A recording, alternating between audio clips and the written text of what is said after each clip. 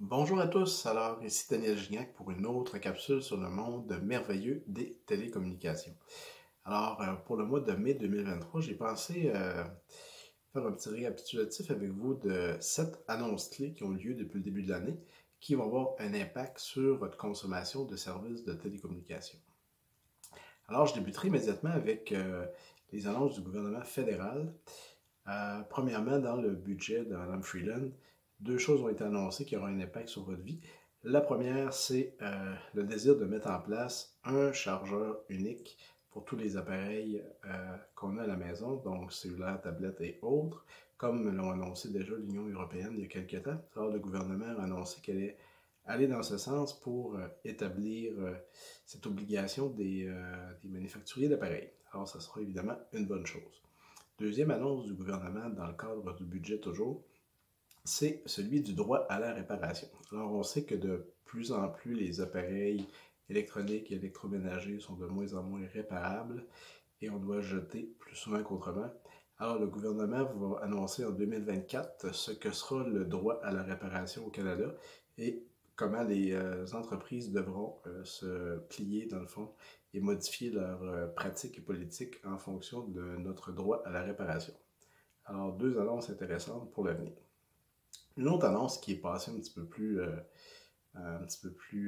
sous le radar dans les médias, c'est les instructions qu'ont données le gouvernement fédéral au CRTC. Alors, le CRTC définit beaucoup de politiques au Canada en matière de télécommunications, mais le fait en fonction d'instructions qu'il reçoit du ministre.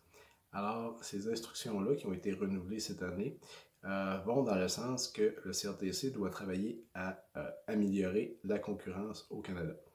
Les dernières instructions, qui dataient de plusieurs années, étaient dans le sens qu'il devait plutôt laisser aller la libre concurrence, qui est vraiment différent. Alors, c'est le point numéro 3, la troisième annonce clé. Suite à ça, le CRTC, évidemment, a soit continué certaines démarches qui avaient en cours ou établi des nouveaux éléments. Et on en verra aussi d'autres cette année. Parmi ceux qui sont sortis depuis le début de l'année, entre autres, il y a les éléments qui ont par rapport aux pannes de réseau. Donc, on l'a vu avec la panne de Rogers en 2022. Alors, le CRTC va établir un cadre obligatoire pour les entreprises en cas de panne. Alors, ça devrait nous permettre à terme de vivre moins de pannes et quand il y aura des pannes, d'avoir, exemple, la possibilité d'utiliser le réseau d'un autre fournisseur de façon indépendante et divers éléments qui vont se mettre en place. Entre autres, les fournisseurs doivent maintenant aviser le CRTC en cas de certaines pannes prolongées et certains autres éléments. Donc, les entreprises sont vues mettre ou rajouter beaucoup d'obligations réglementaires par rapport aux pannes, ce qui va probablement les inciter à investir un peu plus pour s'assurer d'avoir moins de pannes. L'autre élément qui est sorti aussi au mois de mai, donc c'est très très récent, c'est ce qu'on appelle le cadre final pour les opérateurs mobiles virtuels. Alors c'est une démarche qui est en cours depuis assez longtemps, mais qui arrive sur la fin. Alors maintenant, on connaît les règles qui vont encadrer l'utilisation des réseaux cellulaires de Bell, Rogers et TELUS par les autres petites entreprises pour augmenter la concurrence. Alors ces règles-là sont finalement arrivées, donc on devrait voir d'ici la fin de l'année des entreprises telles que Vidéotron ou Freedom Mobile ou Eastlink dans les maritimes utiliser le réseau des gros pour faire de la concurrence dans des secteurs où il n'y avait pas de réseau. Donc ça pourrait avoir un impact pour certains clients.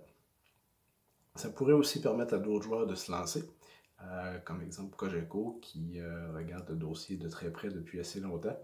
Donc ça pourrait avoir un impact important dans le marché et sur les prix à terme, cette nouvelle mesure.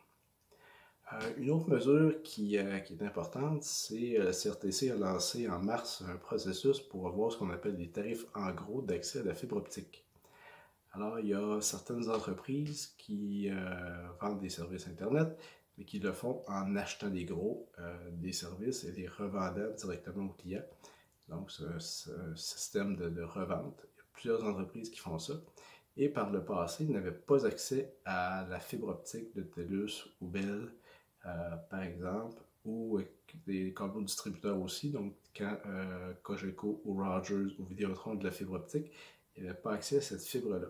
Alors, le CRTC a décidé de faire un processus accéléré pour pouvoir donner accès à ce service-là aux entreprises pour qu'elles puissent le revendre aux consommateurs, évidemment habituellement à moindre coût. Et en attendant, on a établi aussi une baisse de 10% là, sur les services actuels qui sont ceux par câble et par DSL. Alors, c'est une mesure qui est un peu complexe, mais dans le fond, c'est vraiment un signal flag, le CRTC envoie, qui cherche à améliorer la concurrence.